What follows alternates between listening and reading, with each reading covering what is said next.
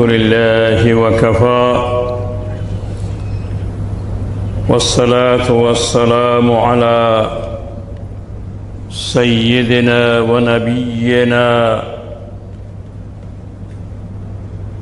محمد المصطفى وعلى آله وصحبه أجمعين. أما بعد، فأعوذ بالله من الشيطان الرجيم. بسم الله الرحمن الرحيم. ألف لام ميم، ذلك الكتاب لا ريب فيه هدى للمتقين. صدق الله خالقنا العظيم.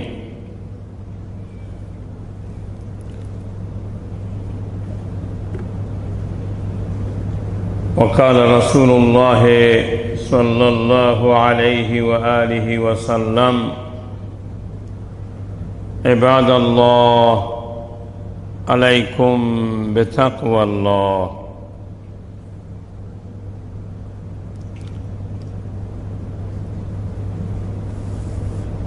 قال الله تبارك وتعالى في شأن حبيبه: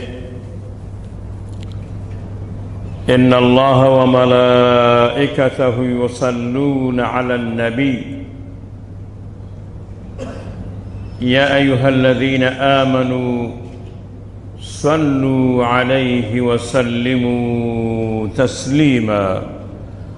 اللهم صل على سيدنا ومولانا محمد وعلى آله وأصحابه وبارك وسلم.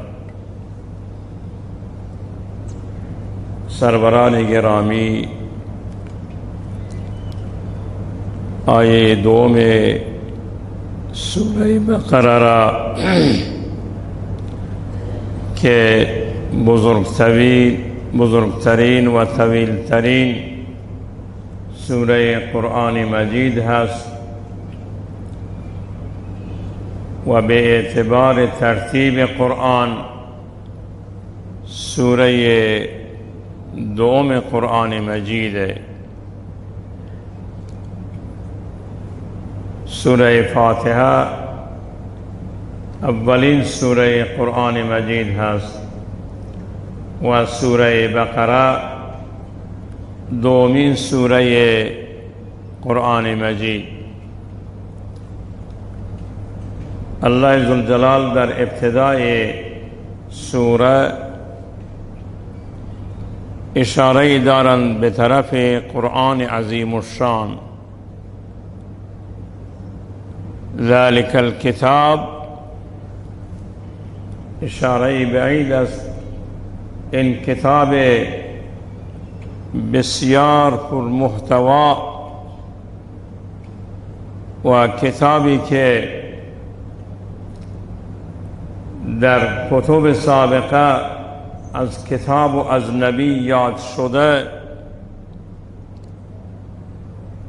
لا ریب فیه، هیچ شک و شبهه در این کتاب نیست. هر قولی را، هر گفتاری را می شود در اونجا نظر داد، اما روی آیات قرآن نظر دادن باطل و کفر هست. چرا؟ برای اینکه هیچ شکی، هیچ شبهه‌ای در این کتاب نیست. کسانی که در قرآن شک و شبهه وارد می کنند خودشان مشکوکند، نه اینکه قرآن مشکوک باشد. و به گفته سعدی که می فرمایند گر نبیند به روز شفره چشمه آفتاب را چه گناه. اگر خفاش خورشید را تحمل نمی کند، و خورشید را نمی بیند، آفتاب گناهی ندارد. گر نبیند به روز شفره چشمه آفتاب را چه گناه؟ یا به گفته دیگری استاد سخن سادی شیرازی که می‌فرمایند باران که در لطافت طبعش خلاف نیست، در باغ لاله روید، در شوره بوم خس. باران هر جا ببارد رحمت هست، هر جا سرازیر بشود رحمت هست. اما اون زمینی که باران اونجا میریزد اگر شوره‌زار باشد، باران اونجا تاثیر ندارد. زمین شوره سنبل بر نیارد، زمین شوره سنبل بر نیارد، در او تخم عمل ضایع مگردان. باران همه جا میبارد، اما همه جا از اون استفاده نمی شود. قرآن مجید اون رحمت معنوی الهی هست که هدی للناس، راهنمای همه انسان هاست، اما همه انسان ها نمی توانند از قرآن استفاده بکنند. به این علت در این آیه آمد که هدی للمتقین. یکی از اساتید بزرگوار مولانا شمس الحق افغانی که یکی از علمای بزرگ و برجسته پاکستان بود و حتی یک زمانی اون با اروپا و با کشورهای غربی مباحثه علمی داشت درباره قرآن، درباره دین اسلام، درباره نبی مکرم اسلام. نکته بسیار جالبی را در کتاب علوم القرآن بیان می فرمایند. کتاب دارند به نام علوم القرآن که توسط مولانا شهداد سراوانی رحمه الله و همچنین توسط مولانا محمد یوسف شیخ الحدیث گشت سراوان ترجمه شده. در اون کتاب بسیار نکته جالبی را من مطالعه کردم که فرمود برای استفاده کردن از فضا دو تا نور لازم هست.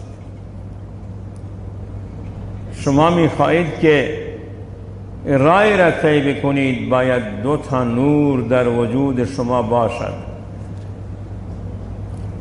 یکی نور خارجی مانند نور آفتاب و غیره، و یکی نور داخلی که در وجود خود انسان هست. در وجود خود انسان می‌فرمایند که قرآن مجید نور خارجی هست، نور افشانی می‌کند. همونطوری که از آفتاب انسان‌های نابینا نمی‌توانند استفاده بکنند. به روز روشن می‌بینی که یک نابینای داخل چاه می‌افتد. به روز روشن می‌بینی که بله داخل چاله‌ای می‌افتد. اینجا آفتاب گناه ندارد، خودش چشم ندارد. قرآن اون نور خارجی هست که همه عالم را نور افشانی می کند، همه جا را نورانی کرده، اما همه افراد نمی توانند از اون استفاده بکنن. مشرکین مکه می گفتند لا تسمعوا لهذا القرآن، این قرآن را گوش نکنید. لا تسمعوا لهذا القرآن والغوا فيه لعلكم تغلبون. بجای اینکه آیات قرآن را گوش بکنید، با تدبر اونجا بنشینید، پای کلاس قرآن سر و صدا برا می اندازید. و قرآن هدی للمتقین، اگر از قرآن کس استفاده نمی کند مانند اون زمین شورزاره. اگر از این نور عالمتاب کس استفاده نمی کند مانند اون نابینا هست. لا تعمل ابصار ولكن تعمل قلوب التي في الصدور. خداوند میفرماید چشم اینا کور نیست، صم بکم عمی فهم لا یرجعون. ظاهرا کور نیستن، کر نیستن و لال نیستن، بلکه اونا در مقابل قرآن کور و کر و لال هستند. هم لا یرجعون فهم لا یعقلون. عقل ندارن که آیات قرآن را فکر بکنن، تدبر بکنن. بین علت خداوند میفرمند ذلک الکتاب، این کتاب عظیم الشان. اشاره بعید هست که خودش بحث دارد از نظر مفسرین.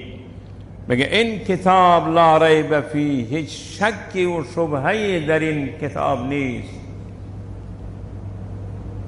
هدی للمتقین، هدایت برای متقین، راهنما برای متقینه. چرا؟ قرآن که هدی للناس، برای اینکه مستفیدین از قرآن کسانی هستند که تقوا در وجود اونا باشد. غذا مفید است، اما نه برای بیماری که سرتاپای وجودش را مریضی گرفته. عسل مفید هست، اما نه برای کسی که معده‌اش پر از میکروبه، برای اون مفید نیست. دارو مفیده اما نه برای کسی که بدنش به طور کلی فاسد شده. اونایی که از قرآن استفاده نمی کنند وجودشان فاسد شده، وجودشان فاسد هست. لذا تقوا که بهترین چیز هست فواید دارد. من امروز میخوام درباره تقوا صحبت بکنم. تقوا به ترجمه عامیانه به معنی پرهیزگاری است. اما این تقوا چه فایده دارد که همیشه پیغمبر صلی الله علیه وسلم میفرمود عباد الله علیکم بتقوا الله، ای بندگان خدا تقوای الهی را داشته باشید. عباد الله علیکم بتقوا الله. و بزرگان دین میگویند که ای مسلمان، تقوا بزرگترین وسیله شما برای رسیدن به رضایت مندی خدا هست. تقوا بهترین راه قرب به الله ذوالجلاله. تقوا کامیابی دنیا و کرامت آخرت است. کامیابی در دنیا و کرامت آخرت. تقوا اون شیء گم شده سالکین راه خدا هست. تقوا آرزوی کسانی که بیاد خدا هستند. تقوا هدف عابدین الله هستند، اونها خدا را عبادت میکنند. بهترین هدف اونا تقواست. تقوا توشه صالحینه.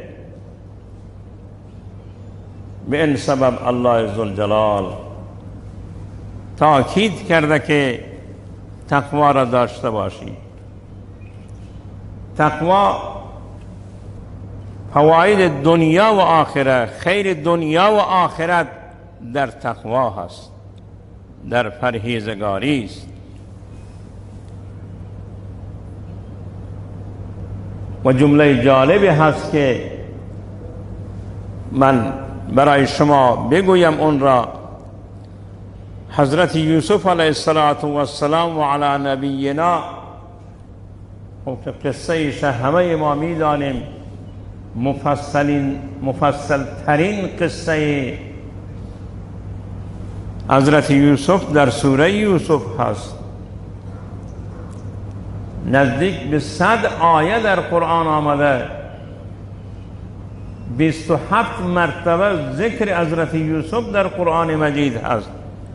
25 مرتبه در سوره یوسف و یک جا در سوره انعام و یک جا در سوره مؤمن. نام حضرت یوسف در قرآن آمده. اون در چاه انداختن، بعداً به عنوان برده اون را فروختن، به عنوان یک اسیر به دست کفار اون را سپردن، به عنوان یک برده به دست کفار سپردن. اونجا که به مصر رفت بازم خرید و فروش می شد. این پیامبر الهی اما زمانی که برادرانش رفتند و سرافرازی و کامیابی و صاحب قدرت و وزارت و همه چیز در اختیارش بود، برادران متوجه شدند و حضرت یوسف را شناختند. انک لانت یوسف، مثل که تو یوسف باشی. گفت بله من یوسف هستم و این بنیامین برادر من هست. ما بعدا چی میگوید؟ قد من الله، خدا بر من احسان کرد. احسان الهی بر من شد که من را از اسارت به وزارت رساند، من را از شاه کنعان به حکومت مصر رساند. همه چیز در اختیار من هست.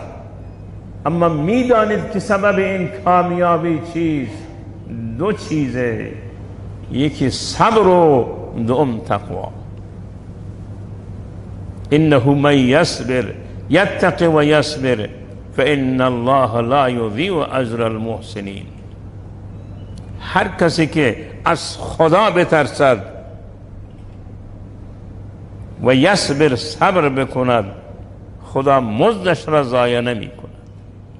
فان الله لا یضیع اجر المحسنین. تقوا امون بود که حضرت یوسف جوانی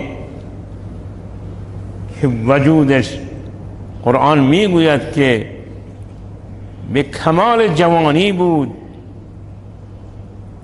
یک خانم به تمام معنا خود را آرایش می کند. به اصطلاح امروزی ها همه اقلام آرایش را به خود به کار می برد، درها را می بندد، خانه را خلوت می کند و می گوید که هی تلک بفرمایید من در خدمت شما هستم. حضرت یوسف در اونجا اون چیزی که وجودش را گرفته تقوای الهی است، میگه معاذ الله من به خدا پناه میبرم، من به الله پناه میبرم. الله ولی نعمت من است، الله همه چیز برای من مهیا کرده، فوق اسباب. اما این عزیز مصر، شوهر شما، وقتی که من را به دست شما داد، کودکی بودم، گفت اکرمی مثوا، اکرمی مثوا، جای این کودک را خوب قرار بده، عزت و احترامش را داشته باشد. عسى ان ینفعنا او نتخذه ولدا، زود است که این به ما نفع برساند و من به عنوان فرزند، ما فرزند نداریم، به عنوان فرزند این را بگیرم برای خود. اون میگوید فرزند من به خانمش خیانت بکنم، اون میگوید ان ینفعنا من به خانوادهش خیانت بکنم. همین جمله را حضرت یوسف اشاره میکنند که هر کسی که از خدا ترسید و صبر کرد فإن الله لا یضیع اجر المحسنین، این مزد اون صبر و تقوا هست که امروز من سرافرازی دارم. بس تقوا چیز خیلی جالبی هست. و بعد از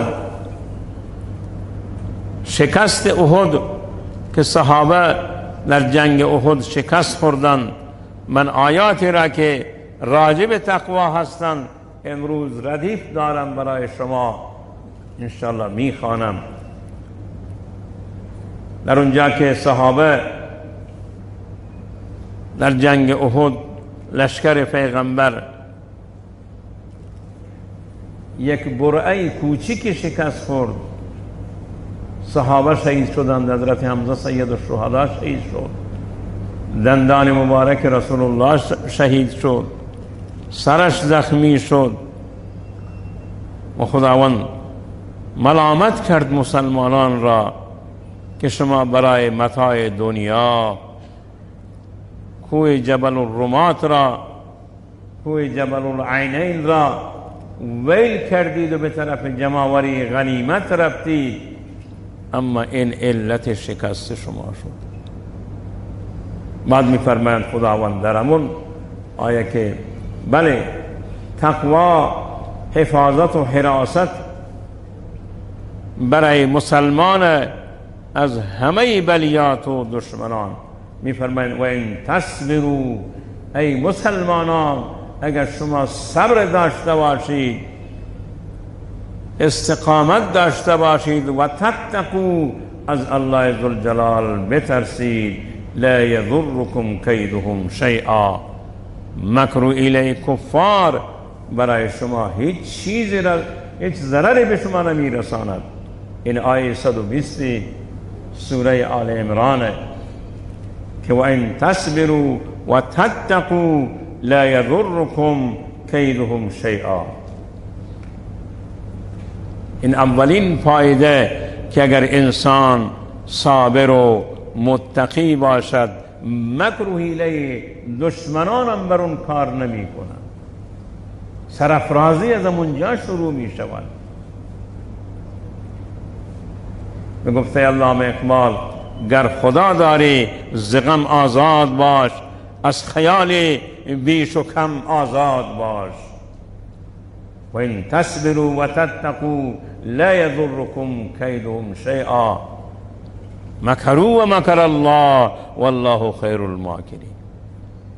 هر مکری را که کفار انجام میدهند، خداوندم در مقابل مکر اونا تدبیر دارد، والله خیر الماکرین، الله خیر الماکرینه. و دوم، امین تقوا سبب اصلاح عمل انسان می شود و همچنین گناهان انسان مغفرت می شوند. در سوره احزاب آیه هست که آخرین رکوع سوره احزاب، آیه 70 و 71 الله عزوجل میفرمایند که یا ایها الذین آمنوا اتقوا الله، ای کسانی که ایمان آورده اید از خداوند بترسید، و قولوا قولا سدیدا، کلام شما کلام خوبی باشد. قول سدید، کلام خوب، حرف خوب، این کلام شما باشد. و قولوا قولا سدیدا یصلح لكم اعمالکم، خداوند خود به خود اعمال شما را اصلاح کند. اگر ما از خدا بترسیم و زبان ما زبانی باشد که قول سدید از اون خارج بشود، در اینجاست که خداوند اعمال ما را اصلاح کند،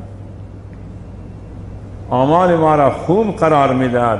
و یغفر لکم ذنوبکم، الله عزوجل گناهان شما را مغفرت میکند، گناهان ما مغفرت میشوند. و همچنین الله عزوجل در سوره آل عمران هست که الله عزوجل میفرمایند که تقوا سبب محبوب شدن در نزد خدا هست، که کسی که تقوا داشته باشد در نزد الله عزوجل محبوب می شود و این سبب محبت است که الله عزوجل می فرمایند فإن الله يحب المتقین، خداوند متقین را دوست دارد. هر کس دوست خدا قرار نمیگیرد. شاید ادعا بشود، هر کسی بگوید که من دوست خدا هستم یا فلانی دوست خداست. دوست خدا اون است که خداوند اون را به عنوان دوستی بپذیرد. به گفته شاعر عرب که می‌فرماید و کل یدعی حبا بلیلا، هر کس ادعا میکند که من لیلا را دوست دارم، اما آیا لیلا اون را میپذیرد؟ قل ان کنتم تحبون الله فاتبعونی یحببکم الله، اگر شما خدا را دوست دارید از روش پیغمبر اتباع بکنید، یحببکم الله، خدا شما را دوست میگیرد. و یغفر لکم ذنوبکم والله غفور رحیم. آیه 30 سوره آل عمران. در اینجا میفرماید فإن الله یحب المتقین، خداوند متقین را دوست دارد. کسی را که خدا دوست داشته باشد، به گفته مفسرین کسی را که خدا دوست داشته باشد، آیا دوست خود را خداوند عذاب میدهد؟ محبوب خود را عذاب میدهد، به جهنم میبرد؟ نه. دوست خدا نجات یافته هست. این فایده سوم تقوا هست که محبت خداوند را، محبت الهی را متقی حاصل می کند.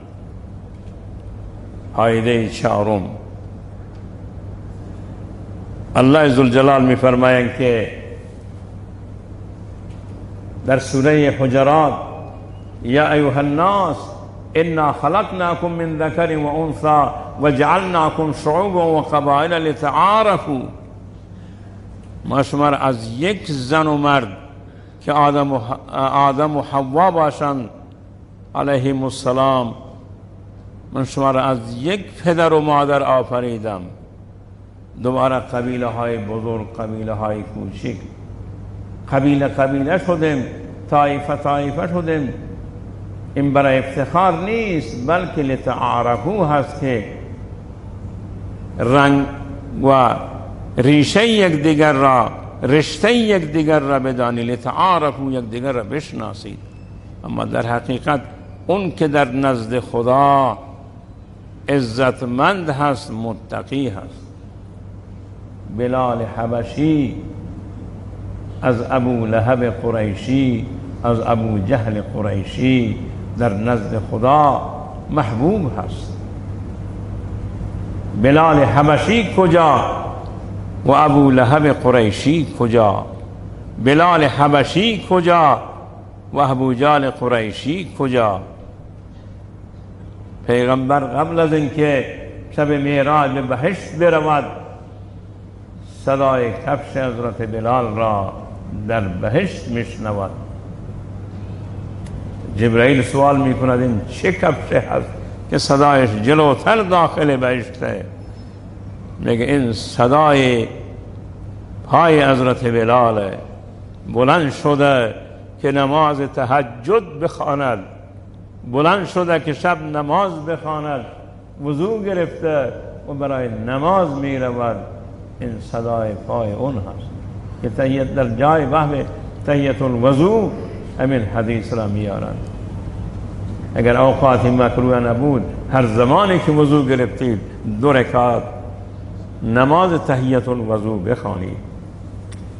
بعد می‌فرمایند که شان ورودی هم در شان نزولی هم دارد که وقت رسول الله صلی الله علیه وسلم مکه را فتح کرد، حضرت بلال گفت برو پشت کعبه، پشت بام بیت الله الحرام، اونجا اذان بده. اونجا اذان داد. گفتن مگه پیغمبر به غیر از این کلاه سیاه یک کس را ندیده بود که اون را امر بکند که پشت بام خانه کعبه اذان بده؟ خداوند فرمود یا الناس انا خلقناکم من ذکر و انثی وجعلناکم شعوبا و قبائل لتعارفوا ان اکرمکم عند الله اتقاکم. اون که فریضگار ترینه در نزد خدا، معزز ترینه، مکرم ترینه و اکرام الهی را تقوا پشت سر دارد، مانند بلال حبشی، مانند انسانهای متقی. و برای متقین بشارتی هست که علما میگویند ام در زندگی دنیا سکون و آرامش، مصیبت ها، گرفتاری ها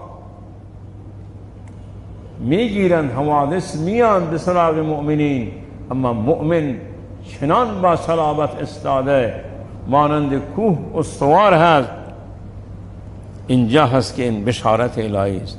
اطمینان قلب، اطمینان درون، اطمینانی که در وجود انسان هست که هیچ حوادث اون را نمی لرزاند، اون تقوای الهی است، پرهیزگاری است. هر که ترسید از خدا و تقوا گزید، هر که ترسید از خدا و تقوا گزید، ترسد از وی جن و انس و هر که دید. ترسد از وی جن و انس و هر که دید. خداوند میفرماید در سوره یونس، میفرماید که الا ان اولیاء الله لا خوف عليهم ولا هم يحزنون الذين آمنوا وكانوا يتقون لهم البشرى في الحياة الدنيا وفي الآخرة لا تبديل لكلمات الله. بسیار جالب هست. ما ولی خدا باشیم، خدا این بشارت ها را بمانه. ولی خدا کیست؟ در کتابای عقاید خوانده 4 صفت در وجود ولی خداست. یکی خدا را درست و صحیح و کامل میشناسد، عارف بالله است، خدا را به خوبی میشناسد. دوم مطیع دستور خدا هست، هر چی خدا گفته اونا را انجام میدهد اگر چه به ضررش باشد. سوم هر چی خدا نهی کرده از اون دوری میکند. و چهارم انحماق در دنیا ندارد، در دنیا غرق نشده، بود و نبود برایش یکسانه، بود و نبود برایش یکسانه. انسانهای خوب ما میبینیم که واقعا بود و نبود برایشان یکسانه. رسول الله فرمود عجبا لامر المؤمن، عجب برای امر مؤمن هست، اگر مصیبتی به اون برسد صبر می کند ثواب می گیرد، اگر نعمت خداوند به اون بدهد شکر می کند بازم ثواب می گیرد. در هر دو صورت مؤمن برنده هست، چه در وقت سختی و مصیبت و چه در وقت وفور نعمت، در هر دو صورت برنده هست. بله فرمان که الا ان اولیاء الله لا خوف علیهم ولا هم یحزنون. بهترین چیزی که هدیه یک مسلمان می شود همین جمله، لا خوف علیهم ولا هم یحزنون. ما در دو دنیا زندگی می کنیم، این دنیای حاضر و یکی عالم آخره. مؤمن متقی وقتی که از این دنیا می رود خوف از آینده ندارد. بشرا آمده، مژده آمده. یک کسی که در تردد است، در خوف است، در فرودگاه حاضر شده که میخواد به بیت الله الحرام، به حرمین شریفین برود، اما میترسد که شاید گذرنامه من، ویزای من مشکل داشته باشد. اما وقتی که میگن بله شما ممنوع خروج نیستید، سفر شما مبارکه، در فرودگاه منجا که میگن بله، وقتی که گذرنامه را چک میکنن مور میزنن بفرمایید، اون دیگه از آینده خوفی ندارد که دیگه جلوی من از اینجا پرواز کرده به مدینه منوره و جده اونجا فرود میاد. در وقت مردن به مؤمن بشارت داده می شود. آسیه بنت مزاحم زن فرعون یک خانومی هست، فرعون را 4 میخ دست و پایش میخ زده و فرعون ذی الاوتاد. میگه آسیه تو همسر من هستی، تو چرا به موسی ایمان آورده ای؟ چرا به موسی ایمان آورده ای؟ اگه آیین موسی را رها بکنی من برای شما خانه از طلا درست میکنم، نه برای شما یک سرویس طلا میخرم،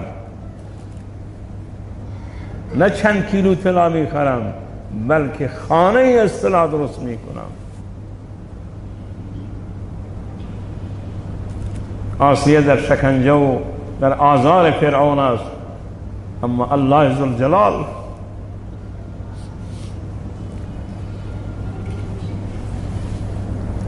پرده ها را کنار میزند، جای خود را در بهشت میبیند. چه جمله در سوره تحریم از زبان آسیه ذکر شده، رب ابن لی عندک، خدای بنا کن برای من در نزد خودت. من اینکه با فرعونم خانه باشم، هم جوار باشم، خدا جوار شما را میخوام، هم ساداری شما را میخوام. رب ابن لی عندک بیتا فی الجنه، که پرده کنار زده شدن بهشت، جای خود را در بهشت دی. رب ابن لی عندک بیتا فی الجنه و نجنی من فرعون، نجات بده من از فرعون و عمله، از فرعون و عمل فرعون، و از فرعون نجات کرد، از عمل فرعون نجات کرد. ده فرعون در اون کشور بود، فرعون یکی نیست. میگفت علامه اقبال پیش فرعونان بگو حرفی کلیم، فرعونان یکی نیستن، یکی میمیرد دیگری جایش. یکی بر کنار می شود دیگری جایش هست.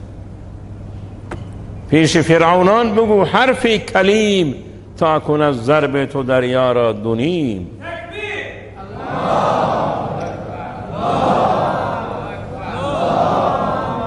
جزاكم الله. رب ابن لي عندك بيتا في الجنة ونجني من فرعون وعمله ونجني من القوم الظالمين. خدای من از قوم ظالم نجات بدی. در اینجا هست که بیبی آسیه جای خود را در بهشت می‌بیند و از اون به بعد نه شکنجه بر اون اثر دارد نه عذاب فرعون بر اون اثر دارد. می‌فرمایند که لا خوف علیهم ولا هم یحزنون. انسان وقتی که از دنیا می‌رود شاید از اون خانه‌ای بماند، زمینی بماند، آل و عیال بماند، وسایل نقلیه بماند، خانه زیبای بماند، اما مؤمن که جای خود را در بهشت می‌بیند برای هیچ چیزی از اون غصه نمی‌خورد.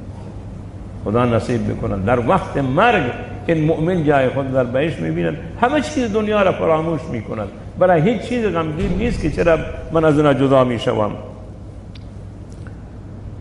الا ان اولیاء الله لا خوف علیهم ولا هم یحزنون الذين آمنوا. صفت ولی خدا اول ایمان و دوم و کانوا یتقون تقوا. ایمان و تقوا هر که داشته باشد ولی خدا هست. به گفته امام شافعی اگر علما ولی خدا نباشند روی زمین ولی دیده نمی شود، که هم ایمان را به خوبی می دانند، هم عمل را به خوبی می دانند و هم تقوا را به خوبی می دانند. ولی می فرمایند که و کانوا یتقون لهم البشرى. برای اینا مژده هست فی الحیات الدنیا، در زندگی دنیا، در کل زندگی دنیا اونا اطمینان کامل به خدا دارند، از هیچ چیزی نمی هراسند. و فی الاخره، در وقت موت، در آخرت، در میدان محشر، در همه میادین برای اونا مژده هست، چه در وقت مرگ، چه در قبر، چه در وقت حشر. لا تبدیل لکلمات الله. این کلمات خداوند را کسی نمیتونه عوض بکنه.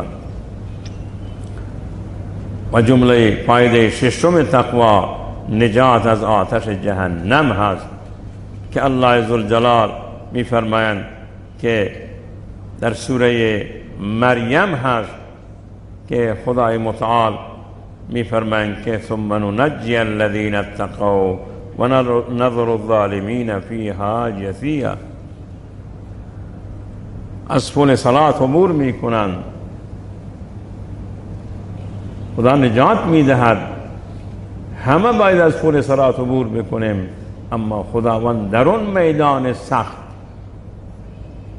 بر سر پل صلات، اون پل صلات مؤمنان را، متقین را نگاه می دارد که مانند برقی از اونجا عبور می کنند. و کفار در جهنم می فرماید جثیا هستند، به زانو افتادن. و همچنین فایده تقوا خلود در جنت هست که خداوند در سوره آل عمران می فرماید که وسارعوا، هیچ قدم باشید الی مغفرت، به طرف مغفرتی که از طرف پروردگار شما هست، من ربکم، و جنت عرضها السماوات والارض اعدت للمتقین. به طرف کارهای نیک بروید، ام از آتش نجات میکنید و ام خداوند برای شما بهشت را آماده کرده که اون پهنایش، عرضش مانند عرض زمین و آسمانه، که علما میگویند این کنایه از وسعت بهشت هست، که در حدیثی در ریاض الصالحین آمده، آخری حدیث ریاض الصالحین هم هست، به آخرین بهشتی 10 برابر کره زمین خداوند اونجا ملک و زمین میده به آخرین کس بهشتی، آخرین رجل بهشتی، آخرین نفر بهشتی 10 برابر میداد. و ثم رأیت ملکا کبیرا. پس این کنایه از وسعت است که عرضها السماوات والارض. و در دنیا هم خداوند انسانها را از شدائد، انسانهای مؤمن را متقی را از شدائد و از گرفتاری ها نجات میدن. و منها النجات من الشدائد و حصول رزق حلال. خداوند روزی حلال هم به سبب تقوا به انسان میدهد. راه ها را که بر اون بستن باز میکند اون به جای خود که رزق حلال به اون میدهد. که خداوند و من یتق الله، هر کسی که از خداوند بترسد، یجعل له مخرجا، خداوند راه های بسته را بر سرش باز میکنند.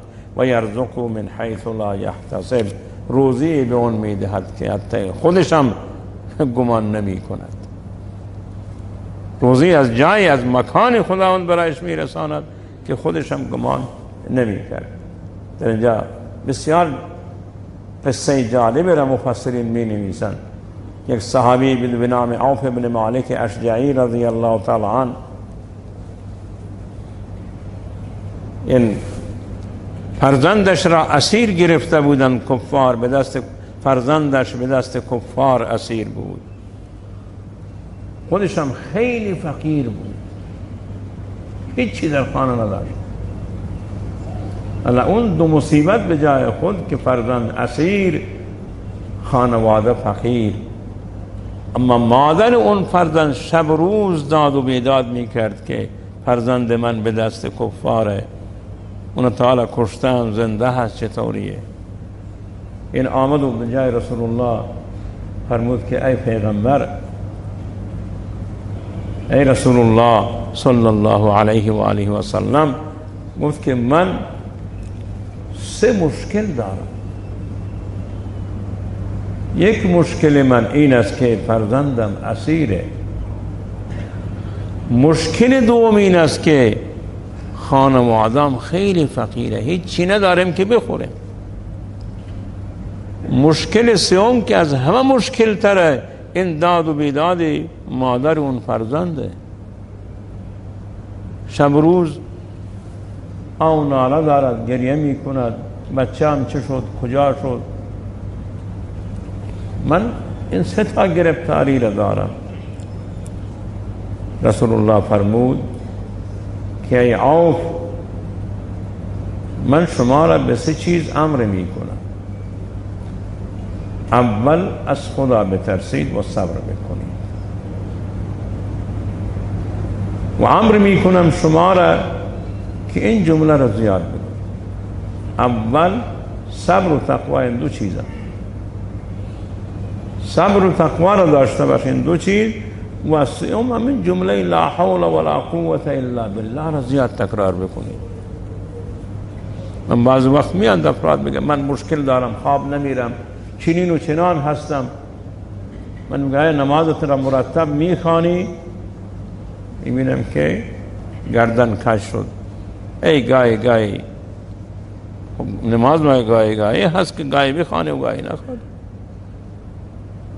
نماز باید مرتب بخوانی. بعد از نماز معوذتین را، قل اعوذ برب الفلق، قل اعوذ برب الناس را بخوان. زمانیم که وسوسه‌ای شدی، زیاد پریشان شدی، جمله لا حول ولا قوة الا بالله را تکرار کن. اعوذ بالله من الشیطان الرجیم، لا حول ولا قوة الا بالله. نماز را بخوان، از خداوند بترس، صبرم داشته باش، جمله لا حول ولا قوة الا بالله را بخوانی. با همین 3 جمله را به جای خانمش، من شکایت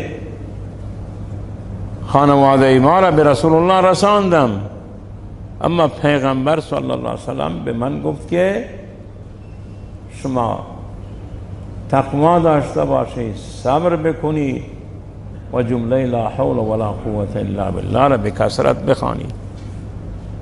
همین 3 چیز امر کرد. گفت باشه. مادرش هم شروع کرد. پدرم شروع کرد، مادرم شروع کرد، اعضای خانواده، بچه اسیره، اما نصف شب نمی شود میدم بله صدای پای گوسفند و غیره هست. بلند می شود تا بچهش با یک رمه گوسفند آمد. گفت چیه؟ گفت کفار که من اسیر کرده بودن غفلت شد، من از دست اونا فرار کردم، گوسفندان اونا را با خود آوردم، غنیمت گوسفندان اونا را با خود آوردم. پس آمد یا رسول الله که اینطوری بچه دیشب آمد و یک رمه گوسفند می همراهش است و من نگفتم که تقوا داشته باش، صبر بکن. و همین آیه را پیغمبر صلی الله علیه وسلم خواند که ومن یتق الله یجعل له مخرجا و یرزقه من حیث لا یحتسب. این قصه عوف بن مالک هست.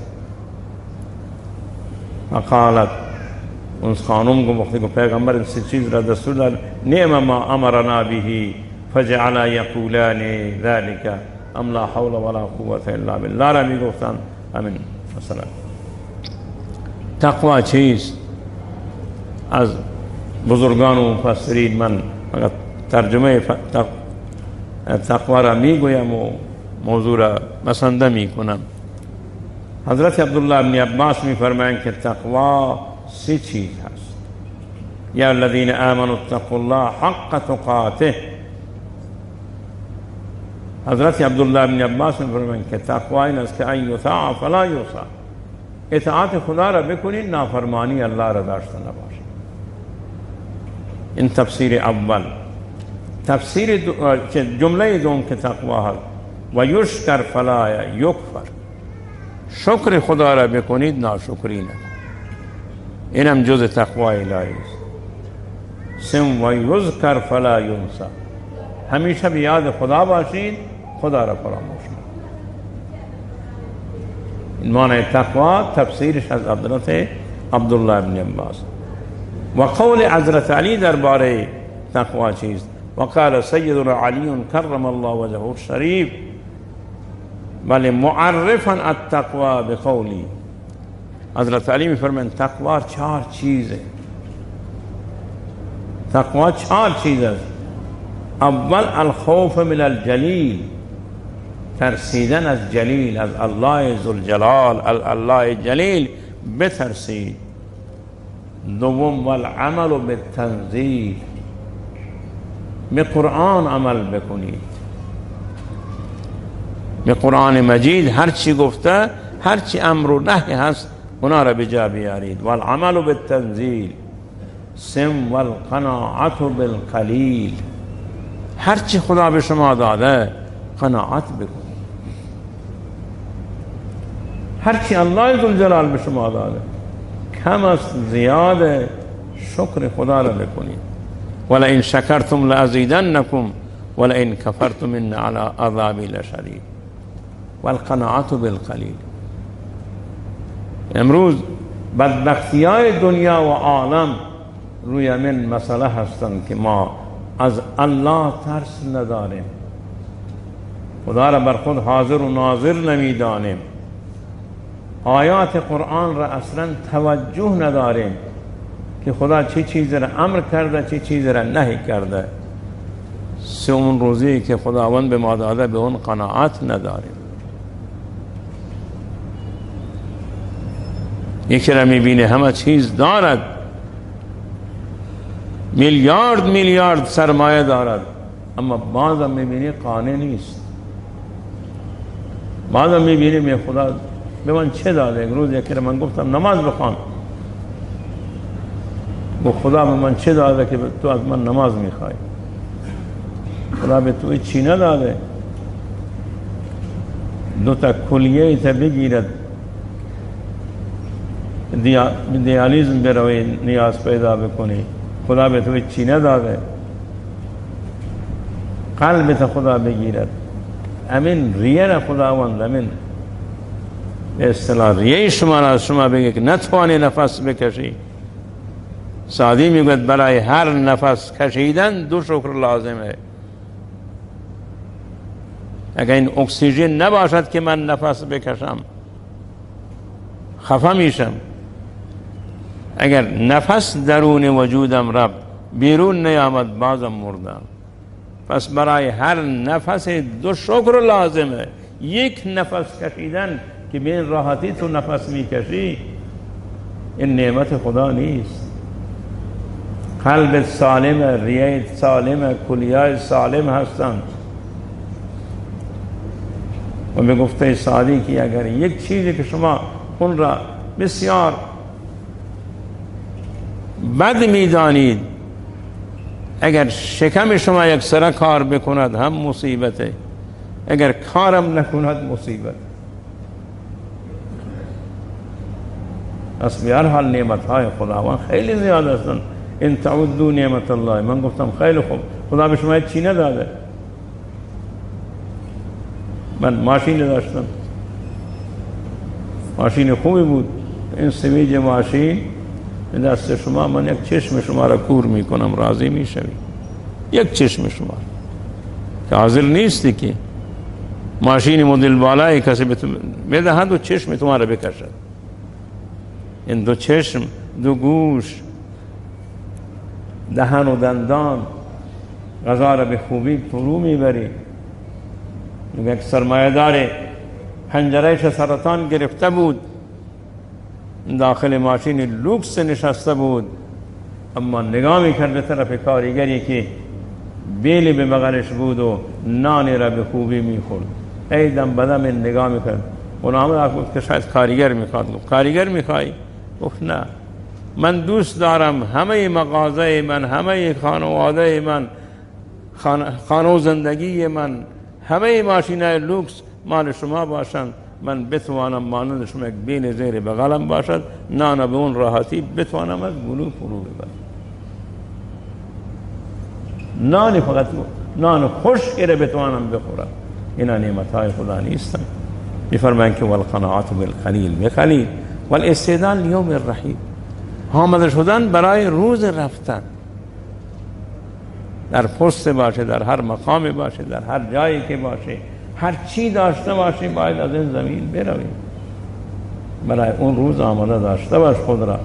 اگر اسرائیل آمد دیگه اونجا نگوید که یا حسرتا ما فرطت فی جنب الله یا علی جنب الله. یا حسرتا اون روز نگوید، اونجا حسرت نخورید. این توصیه حضرت علی درباره تقوا هست. ما حضرت علی را دوست داریم، حضرت علی را میخواهیم، اما به قولش عمل بکنیم. همین 4 جمله را هر کسی از من میخواد، جوانی، یک کسی مسافری که مولوی صاحب ما یک نصیحتی لازم داریم، ما را یک نصیحتی بکنید، من همین 4 جمله که در این کتاب هست از حضرت علی نقل شده، من میگویم که این 4 جمله تفسیر تقوا هست از حضرت علی. من شما را توصیه میکنم از خدا بترسید، به قرآن عمل بکنید، اون چیز خدا به شما داده به اون قناعت بکنید و برای مردن و برای رفتن به آخرت آماده باشید. میگفته شیخ عطار، ما علی را زیاد دوست داریم، اسمش زیاد میبریم، اما از علی چی دانسته ایم؟ از علی چی فهمیده ایم؟ میگه ای پسر تو بی نشانی از علی. شیخ عطار میگوند در کتاب منطق الطیر، ای پسر تو بی نشانی از علی، نشانی از علی نداری. ای پسر تو بی نشانی از علی، عین و لام و یا بدانی از علی. از علی 3 حرفش بلد هستی، عین و لام و یا. آیا علی شناسی همی است که ما عین و لام و یایش بدانیم، یا بدانیم که علی چطوری انسانی بوده. ما اگر ابوبکر صدیق، عمر فاروق، علی مرتضی و بزرگان را دوست داریم، زندگی اونا را الگوی خود بگیریم که حضرت علی کفشهای خود را خودش پیوند میزد. وقتی گفتن چه کار میکنی؟ گفت اگر عدالت در ملک جاری نشود، حکومت و بادشاهی از این کفش کهنه من ارزشش کمتر است. یا به آب بینی بز تشبیه میداد حکومت را. به اندازه آب بینی بز این ارزش ندارد. این بود زود علی، این بود تقوای علی، این بود تقوای بزرگان. و همین 4 جمله‌ای که آخر درباره تقوای حضرت علی ذکر شد، اینا را انشاءالله فراموش نکنید. الخوف من الجلیل والعمل بالتنزیل والقناعة بالقلیل والاستعداد لیوم الرحیل. و آخر دعوانا الحمد لله رب العالمین و صلی الله تعالی علی خیر